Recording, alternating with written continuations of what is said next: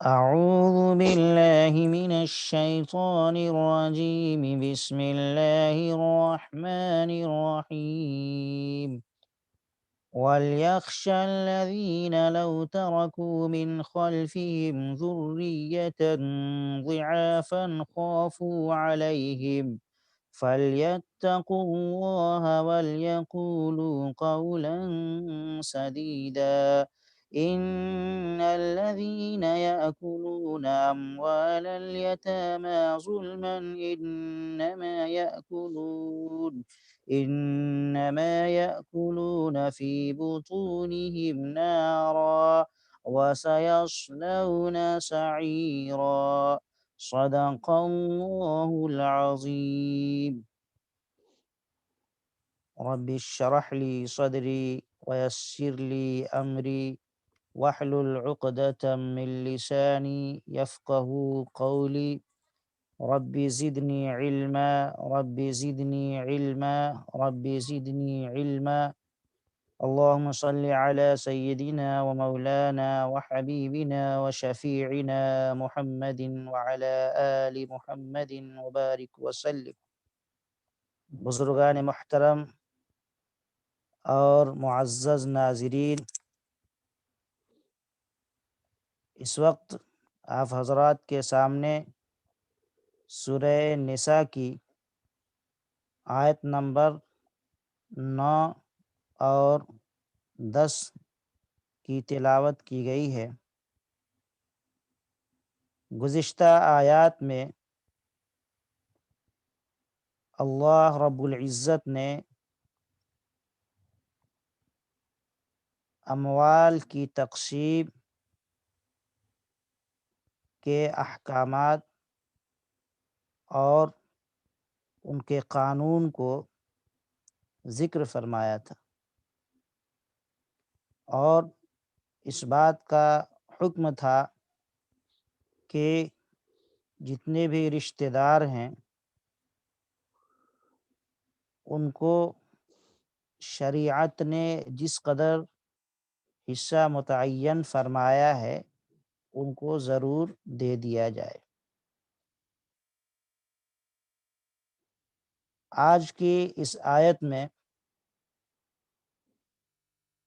اللہ رب العزت نے عام مسلمانوں کو مخاطب کرتے ہوئے اس بات کا حکم دیا ہے کہ اس کا مکمل اہتمام کیا جائے کہ مرنے والے کا ترکہ اس کی اولاد کو پورا پورا پہنچ جائے، اور ہر ایسے طریقے اور حربے سے پرہیز کیا جائے جس میں اولاد کے حصہ پر کوئی برا اثر پڑتا ہو۔ پہلے آیت نمبر 9 کا ترجمہ دیکھ لیں، اس کے بعد بات سمجھ میں آ جائے گی۔ اللہ رب العالمین فرماتے ہیں، اور ایسے لوگوں کو ڈرنا چاہیے کہ اگر وہ اپنے پیچھے ننھے ننھے بچوں کو چھوڑ جائیں تو انہیں ان کی کیسی فکر ہوگی، لہذا ان کو بھی چاہیے کہ اللہ سے ڈریں اور درست بات کہیں۔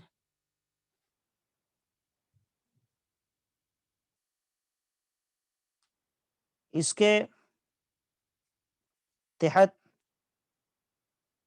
اس بات کا حکم ہے اور اس کی ہدایت ہے کہ کوئی بھی مسلمان ایسی کوئی وصیت یا تصرف نہ کرے جس سے اس کی اولاد اور دوسرے وارثوں کو نقصان پہنچنے کا خطرہ ہو۔ اگر کوئی شخص ایسی وصیت کرتا ہے جس سے اس کے مرنے کے بعد اس کے ورثہ کو نقصان کا سامنا کرنا پڑے، تو ایسی وصیت سے دوسرے مسلمانوں کے لیے ضروری ہے کہ وہ اس کو روکے،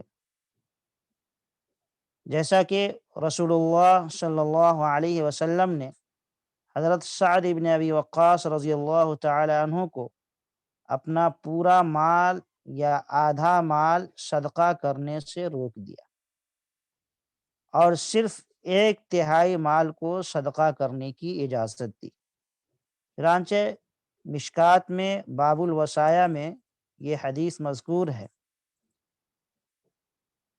کیونکہ پورا مال یا آدھا مال اگر صدقہ کر دیا جاتا تو وارثوں کا حصہ ختم یا کم ہو جاتا۔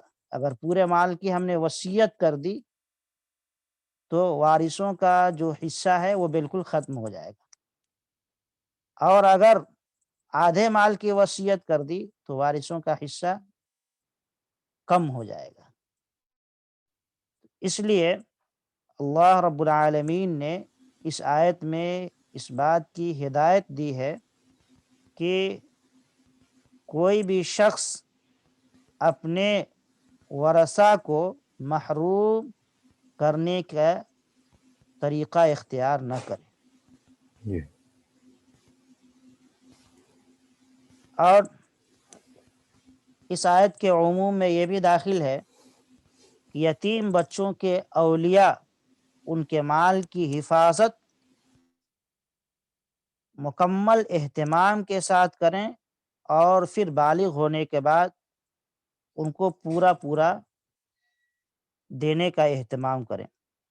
اس سلسلے میں ادنا سی کوتاہی بھی درست نہیں ہے، اور دوسروں کے یتیم بچوں کے حالات کو اپنے بچوں اور اپنی محبت کے ساتھ موازنہ کر کے دیکھیں کہ اگر وہ چاہتے ہیں کہ ان کے بعد ان کی اولاد کے ساتھ لوگ حملہ کریں اور ان کی اولاد پریشانی کا سامنا نہ کرے اور کوئی ان پر ظلم نہ کرے، تو ان کو چاہیے کہ دوسرے کی اولاد کے ساتھ یہی معاملہ کریں، جو یتیم اولاد ہے ان کے ساتھ یہی معاملہ کریں۔ اللہ فرماتے ہیں وَلْيَخْشَ الَّذِينَ لَوْ تَرَكُوا مِنْ خَلْفِهِمْ ذُرِّيَّةً، ایسے لوگوں کو ڈرنا چاہیے کہ اگر وہ اپنے پیچھے ننھے منھے بچوں کو چھوڑ جائے تو انہیں ان کی کیسی فکر ہوگی۔ یعنی جو لوگ دوسرے یتیموں کے مال کو غلط جگہوں میں خرچ کرتے ہیں اور ان کو ضائع اور بیکار کرنے کی کوشش کرتے ہیں، انہیں سوچنا چاہیے کہ اگر وہ دنیا سے جا رہے ہوں اور ان کے چھوٹے چھوٹے بچے ہوں تو پھر اپنے بچوں کے بارے میں کیسی فکر کرتے ہیں کہ میرے جانے کے بعد میرے چھوٹے بچے ہیں، ان کی کیا حالت ہوگی۔ تو ان کے لیے مکمل فکر کرتے ہیں، ان کی اپنے جانے کے بعد ان کی زندگی اچھی طرح گزرے اس کی کوشش کرتے ہیں۔ یہی سوچ اور فکر دوسرے یتیم بچوں کے تعلق سے بھی ہونا چاہیے۔ اللہ فرماتے ہیں فَلْيَتَّقُوا اللَّهَ وَلْيَقُولُوا قَوْلًا سَدِيدًا، لہٰذا ان کو بھی چاہیے کہ اللہ سے ڈریں اور درست بات کہیں۔ یعنی یتیموں کے حقوق کے بارے میں وہ اللہ سے مکمل ڈریں اور درست بات کہیں، صحیح بات کہیں۔ درست بات کہنے میں یہ بات بھی شامل ہے کہ اگر مرنے والا اپنے مرنے کے وقت کوئی ایسی وصیت کرنا چاہے جو کے لیے نقصان دہ ہو تو اس کو صحیح مشورہ دیا جائے اور ایسے ارادے سے اس کو روکنے کی کوشش کیا جائے۔ مثلا کوئی مر رہا ہے اور اس نے یہ کوشش کی کہ اپنے پورے مال کی وصیت کر دے دوسروں کے لیے، یا آدھے مال کی وصیت کر دے دوسروں کے لیے کہ میرے مرنے کے بعد میرا پورا مال یا آدھا مال فلاں کو دے دیا جائے، یا فلاں ٹرسٹ کو دے دیا جائے، یا فلاں مسجد یا مدرسے کو دے دیا جائے، تو اس کو مشورہ دیا جائے گا اور روکا جائے گا کہ ایسا کام اور ایسی وصیت ہرگز نہ کرے۔ وَلْيَقُولُوا قَوْلًا سَدِيدًا، درست بات کہنے میں یہ بات شامل ہے کہ اس کو صحیح مشورہ دیا جائے اور کہا جائے کہ بھائی اگر آپ پورے مال کی وصیت کر کے جاتے ہیں کسی مسجد یا مدرسے کے لیے یا کسی دوسرے انسان کے لیے تو آپ کی اولاد کا کیا ہوگا آپ کے جانے کے بعد، اس کو صحیح مشورہ دیا جائے۔ شریعت نے وصیت کی اجازت دی ہے، لیکن 1/3 مال میں وصیت نافذ ہوگی، 1/3 مال میں وصیت درست ہے، 1/3 مال سے زیادہ کوئی شخص وصیت نہیں کر سکتا۔ مثلا اگر کوئی شخص دنیا سے جا رہا ہے اور اس کے پاس یوں سمجھے کہ 9 لاکھ روپے ہیں، تو اب وہ زیادہ سے زیادہ یہ کر سکتا ہے کہ 3 لاکھ کی وصیت کر دے، بھائی میرے مرنے کے بعد 9 لاکھ میں سے 3 لاکھ روپے فلاں کو دے دیا جائے یا کسی ٹرسٹ کو یا کسی دوسرے ادارے کو دے دیا جائے۔ اگر وہ چاہے کہ میں پورے پیسے کی وصیت کر جاؤں کسی شخص کے لیے یا آدھے کی یا اس سے زیادہ کی وصیت کر جاؤں، تو ایسا کرنا اس کے لیے درست نہیں ہے۔ اگر اس شخص نے 1/3 سے زیادہ کی وصیت کر دی تو اب وارثین کو اختیار ہے، وارثین کو اختیار ہے، چاہیں تو اس کے پورے وصیت کو نافذ کر دیں یا 1/3 تک اس کی وصیت کو نافذ کریں، اور 1/3 سے زیادہ کی وصیت کرنا یہ سخت گناہ کی بات ہے، گناہ کبیرہ ہے، جیسا کہ بیہقی کے اندر اور ابن ماجہ کے اندر ایک روایت ہے، اللہ کے نبی صلی اللہ علیہ وسلم نے فرمایا جس شخص نے وارث کو میراث سے محروم کیا اللہ تعالی قیامت کے دن اس کو جنت سے محروم کر دیں گے۔ جس نے مثلا بہت سے لوگ ہوتے ہیں اپنے کسی اولاد سے ناراضگی کی بنیاد پر وہ اس طرح کی حرکت کرنے کی کوشش کرتے ہیں کہ مرنے کے بعد اس اولاد کو یا اس رشتہ دار کو ان کے مال میں سے کچھ نہ ملے، ایسا کرنا سخت گناہ کی بات ہے۔ اور اگر کسی نے 1/3 مال سے زیادہ کی وصیت کر دی تو اگر سارے ورثہ عاقل اور بالغ ہیں، سارے ورثہ اس کی آل و اولاد اس کے رشتہ دار عقل مند ہیں اور بالغ ہیں اور سب اپنی رضامندگی سے اگر اس کے وصیت کو نافذ کرنا چاہتے ہیں تو شرعاً وہ وصیت نافذ ہوگی، اور اگر وہ اعتراض کرتے ہیں تو پھر اس کی وصیت 1/3 سے زیادہ کے بارے میں نافذ نہیں ہوگی۔ جی اب اس کے بعد کی جو آیت ہے، اللہ رب العالمین نے اس آیت کے تحت یتیموں کے مال میں جو لوگ ناجائز تصرف کرتے ہیں یا ان کے مال کو ناجائز طور پر کھاتے ہیں یا اس مال کو تباہ و برباد کرنے کی کوشش کرتے ہیں یا کسی طرح یتیموں کے مال میں بیجا خرد برد کرتے ہیں، اللہ نے ان تمام لوگوں کے لیے سخت وعید بیان فرمایا، اور یہ فرمایا ہے کہ جو لوگ یتیموں کے مال کو ناجائز طور پر کھاتے ہیں گویا کہ وہ اپنے پیٹ میں جہنم کی آگ کو بھر رہے ہیں۔ جو لوگ یتیموں کے مال کو ناجائز طور پر کھا رہے ہیں وہ اپنے پیٹ میں آگ کو بھر رہے ہیں۔ اللہ فرماتے ہیں ان الذین یأکلون اموال الیتامی ظلما انما یأکلون فی بطونہم نارا، جو لوگ ظلم کے ساتھ یتیموں کے مال کھاتے ہیں دراصل وہ اپنے پیٹ آگ سے بھرتے ہیں۔ وَسَيَصْلَوْنَ سَعِيرًا، اور وہ ضرور جہنم کی بھڑکتی ہوئی آگ میں جھونک دیے جائیں گے۔ اللہ نے بڑی سخت قسم کی وعید بیان فرمائی اس مبارک آیت کے اندر، اور یتیموں کے مال میں ناجائز تصرف کرنے والے کو جہنم کی ایندھن بتایا ہے کہ انہیں جہنم کی آگ میں جھونکا جائے گا۔ اس آیت کا ایک بیک گراؤنڈ ہے۔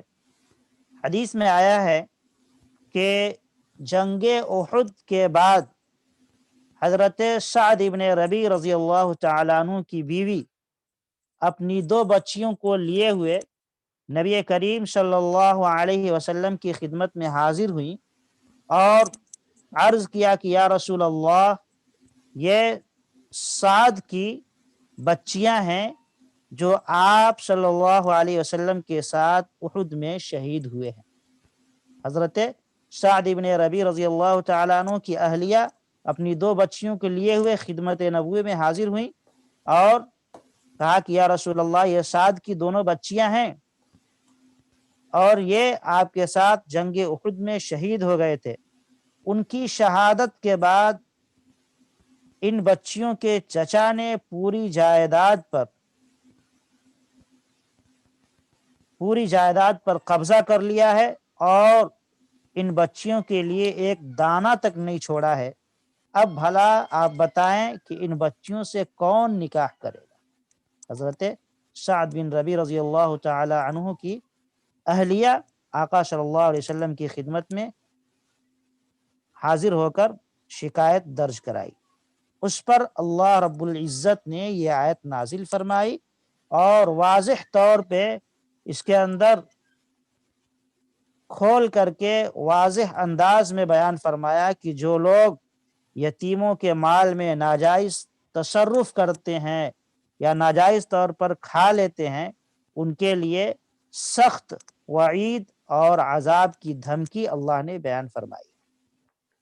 آپ غور کریں، اس آیت میں اللہ نے یتیم کے مال کو جہنم کی آگ قرار دیا ہے۔ فرماتے ہیں اللہ تبارک و تعالی ان الذین یأکلون اموال الیتامی ظلما انما یأکلون فی بطونہم نارا، یہ لوگ جو یتیموں کے مال کھا رہے ہیں ظلمن، یہ در حقیقت اپنے پیٹ میں آگ کو بھر رہے ہیں، اپنے پیٹ کو آگ سے بھر رہے ہیں۔ یعنی یتیموں کا مال ناحق طور پر کھا لینا یہ ایسا ہی ہے جیسے کوئی پیٹ میں آگ بھر رہا ہو۔ مگر مفسرین نے اس کی ایک اور تفسیر بیان فرمائی ہے، وہ یہ ہے کہ جو مال یتیم کا ناجائز طریقے سے کھایا جائے وہ دراصل آگ ہی آگ ہے۔ جو مال یتیم کا، اللہ فرماتے ہیں انما یأکلون فی بطونہم نارا، جو مال بھی، مفسرین فرماتے ہیں کہ جو مال بھی یتیم کا ناجائز طریقے سے کھایا جائے وہ دراصل آگ ہے۔ اگرچہ کھانے کے وقت اس کی شکل، اس کی صورت آگ کی طرح نہیں ہے، وہ سمجھ رہا ہے کہ میں اس کے پیسے سے میں مرغ مرگن پلاؤ اور بریانی کھا رہا ہوں، لیکن وہ دراصل اس دنیا میں وہ پلاؤ یا بریانی نظر آ رہی ہے لیکن وہ آگ ہے۔ جیسے کوئی شخص ماچس کی تیلی لے لے اور کہے کہ یہ آگ ہے، حالانکہ دیکھنے میں وہ آگ نہیں ہے۔ ماچس کی تیلی آپ ہاتھ میں لے لیں، کوئی یہ کہہ رہا بھائی یہ آگ ہے، لیکن دیکھنے میں وہ آگ نہیں ہے، در حقیقت جب اس کو رگڑا جائے گا تو کیا معلوم ہوگا؟ اس سے آگ کی چنگاری نکلے گی، وہ آگ ہی آگ ہے۔ ایسے ہی یتیم کا مال جو لوگ ناجائز طور پر کھا رہے ہوتے ہیں وہ دکھنے میں آگ نہیں نظر آ رہی ہے، وہ ایسا محسوس ہو رہا ہے کہ وہ ہم کھانے پینے کی چیز کھا رہے ہیں، استعمال کر رہے ہیں، لیکن اس کا ریزلٹ اور اس کا نتیجہ سوائے آگ کے کچھ بھی نہیں۔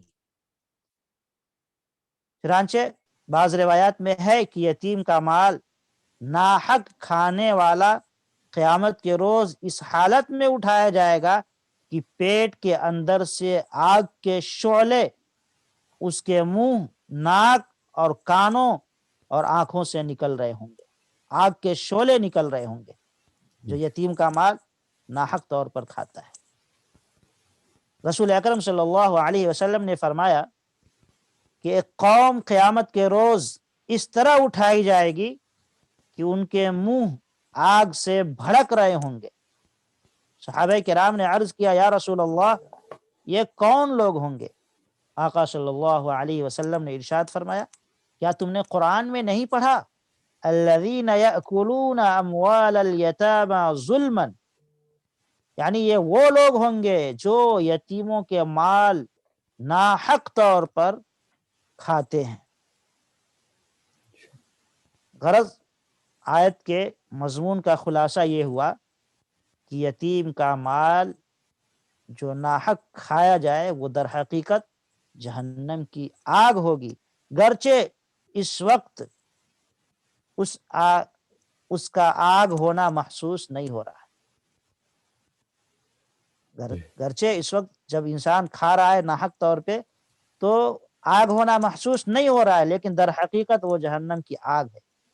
رسول کریم صلی اللہ علیہ وسلم نے اسی لیے اس طرح کے معاملے میں شدید احتیاط کے لیے واضح طور پر ہدایات دی ہیں۔ حضرت ابو ہریرہ رضی اللہ تعالیٰ عنہ کی ایک روایت ہے، آقا صلی اللہ علیہ وسلم فرماتے ہیں، احرج مال الضعیفین المرأتین والیتیم، میں تم کو خاص طور پر دو کمزوروں کے مال سے بچنے کی تنبیہ کرتا ہوں، ایک عورت اور دوسرے یتیم۔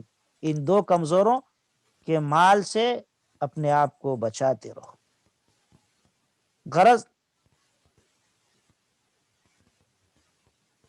10 آیات کی تفسیر اور تشریح آپ کے سامنے پیش کی گئی ہے، جو سورہ نساء کے ابتدائی 10 آیات ہیں۔ آپ سمجھ گئے ہوں گے کہ اللہ تبارک و تعالی نے ان 10 آیتوں میں کس طرح کے احکامات اور ہدایات دی ہیں جو در حقیقت یتیموں، عورتوں اور معاشرے کے کمزور طبقات کے حقوق سے متعلق ہے۔ لہذا تمام انسانوں کو اور تمام دنیا کے رہنے والے ایک ایک شخص کے لیے یہ ضروری ہے کہ قرآن کے اس پیغام کو سمجھے اور معاشرے میں، سوسائٹی میں، خاص طور سے عورتیں، بچیاں اور یتیم بچے جن پر ظلم ہوتا ہے، اس سے ہر انسان کو بچنے کی کوشش کرنا چاہیے، ان کے حقوق کو حتی الامکان ادا کرنا چاہیے۔ ایک بات یہ بھی سمجھ لیں کہ جب کوئی شخص وفات پا جاتا ہے تو اس کے مال کے ہر حصہ اور ہر چھوٹی بڑی چیز کے ساتھ ہر وارث کا حق متعلق ہو جاتا ہے۔ جیسا کہ میں نے اس کے پہلے جو آیات تھی ان کی تفسیر میں بتایا تھا کہ ایک ایک چیز کی تقسیم کی جائے گی، چھوٹی سی چھوٹی چیز کیوں نہ ہو، یہاں تک کہ میت کے بدن پر جو کپڑا ہوتا ہے اس میں بھی ہر وارث کا حصہ متعلق ہو جاتا ہے، ہر وارث کا حق اس میں متعین ہو جاتا ہے۔ اب جب تک تمام ورثہ اجازت نہ دے دیں خوش دلی کے ساتھ، اس وقت تک اس کپڑے کو بھی صدقہ کرنا جائز نہیں ہے۔ سمجھ میں آیا؟ جی۔ ایسے ہی ایک غلط رسم و رواج اور طریقہ ہمارے معاشرے میں یہ چل پڑا ہے کہ جب کسی کا انتقال ہوتا ہے تو پھر اسی کے مال میں سے اس کے نام پہ صدقہ خیرات کیا جانے لگتا ہے۔ اس کے جو ورثہ ہیں، اس کی اولاد ہیں، وہ دھڑلے سے اس مال میں سے اس کے نام پر صدقہ اور خیرات کرتے ہیں، اور اکثر بھائی بہنوں سے یا اور وہ ورثہ جن کا اس میں حق ہے ان سے اجازت نہیں لی جاتی ہے۔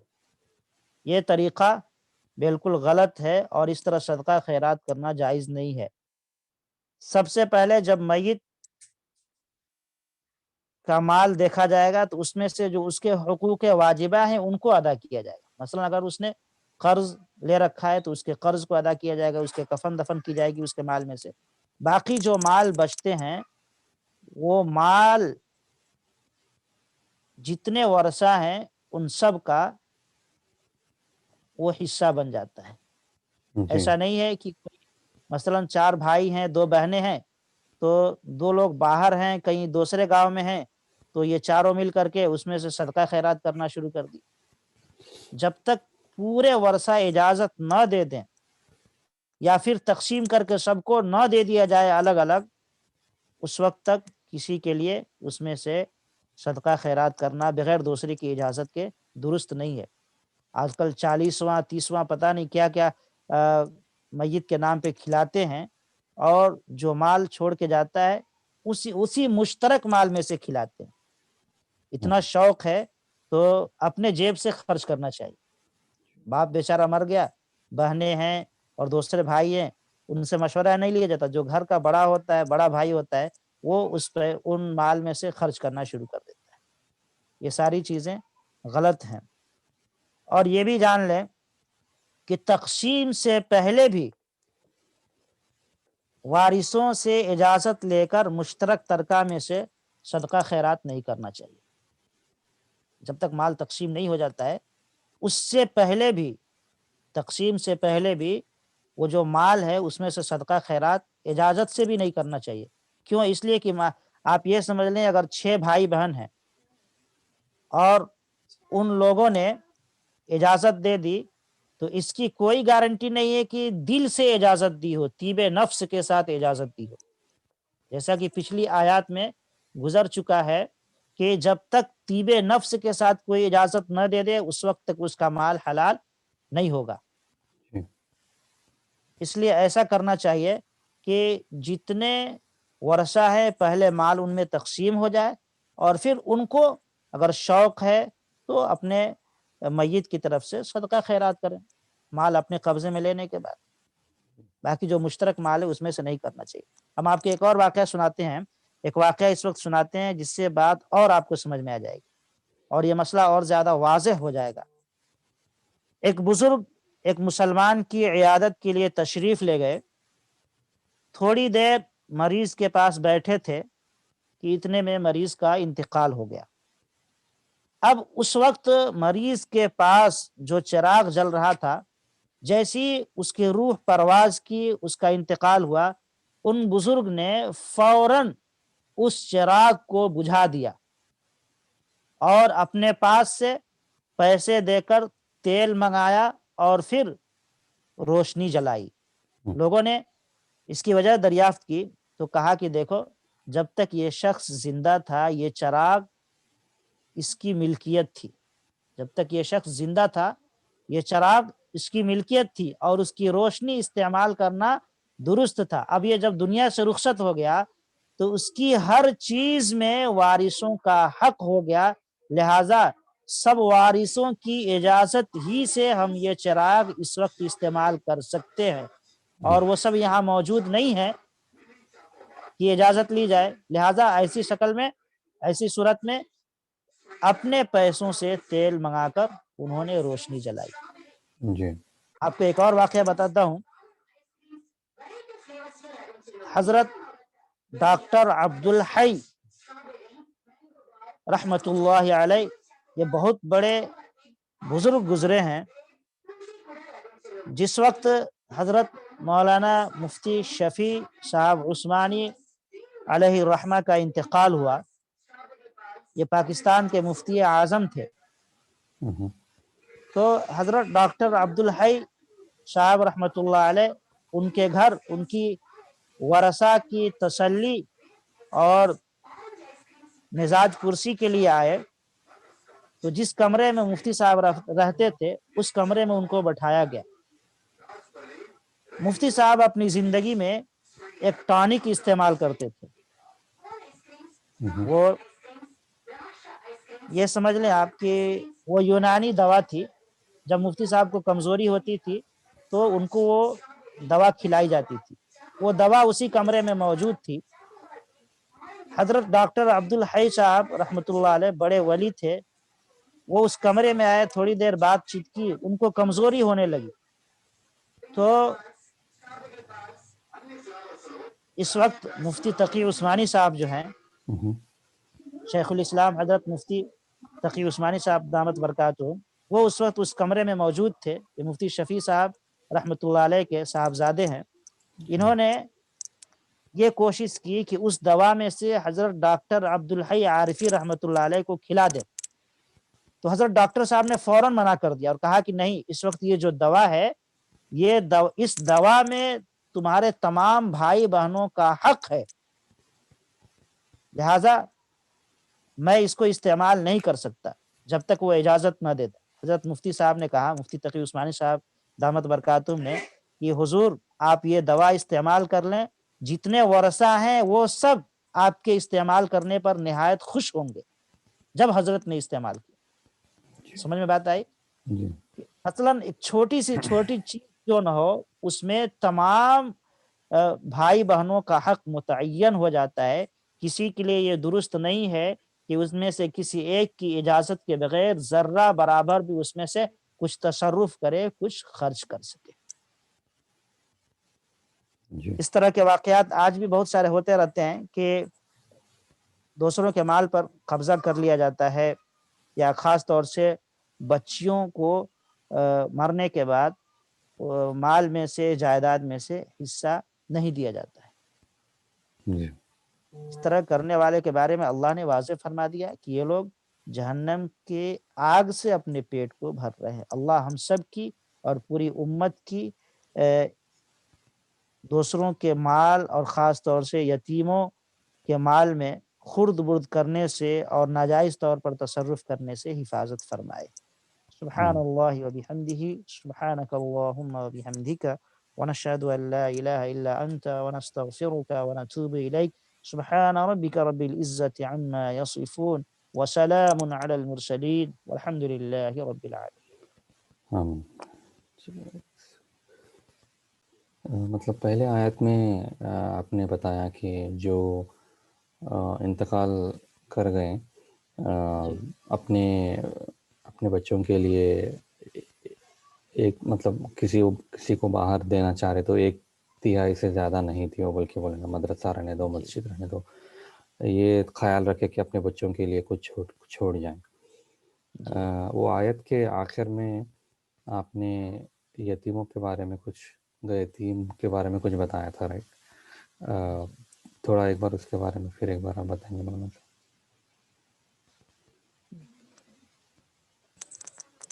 فَلْيَتَّقُوا اللَّهَ وَلْيَقُولُوا قَوْلًا سَدِيدًا. اللہ نے فرمایا ہے کہ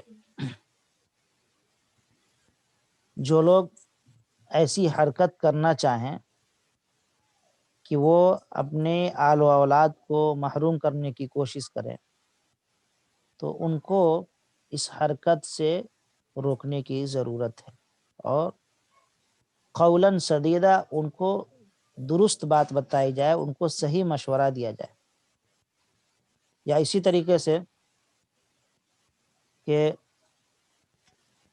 وہ اگر درست بات نہیں کرتے ہیں, صحیح مشورہ نہیں دیتے ہیں, تو ان کو سوچنا چاہیے کہ یہ دنیا سے جا رہا ہے, اس کے چھوٹے چھوٹے بچے ہیں, ہم بھی ایک دن دنیا سے جائیں گے, اور اگر ہمارے چھوٹے چھوٹے بچے ہوتے تو ہمیں بھی ٹینشن ہوتا اور ہمیں بھی فکر ہوتی کہ ہمارے بعد ہمارے بچوں کا کیا حال ہوگا.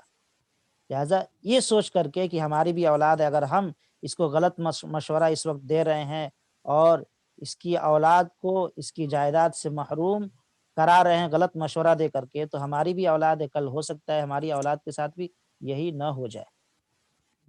وَلْيَخْشَ الَّذِينَ لَوْ تَرَكُوا مِنْ خَلْفِهِمْ ذُرِّيَّةً ضِعَافًا خَافُوا عَلَيْهِمْ. اس بات سے ڈرنا چاہیے کہ اگر خود اپنے پیچھے چھوٹی چھوٹی اولاد چھوڑ کر مر رہے ہوتے تو اس وقت اپنے بچوں کے بارے میں ان کو کتنی فکر ہوتی. ایسی دوسروں کے بچوں کے بارے میں بھی انہیں فکر کرنی چاہیے, اور ایسے شخص کو غلط مشورہ دے کر کے بچوں کو زمین اور جائیداد سے بے دخل نہیں کرنے دینا چاہیے. جی اوکے. مطلب بتانا چاہیے اگر کوئی ایسا جی دے رہا ہے کہ کرنے کی کوشش کرے تو اس جی کو روکنا چاہیے.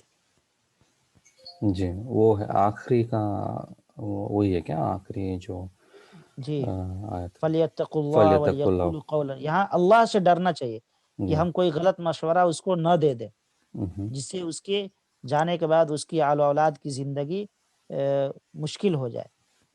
اگر ہم غلط مشورہ دے رہے ہیں تو یہاں اللہ سے ڈریں. اچھا اوکے. جی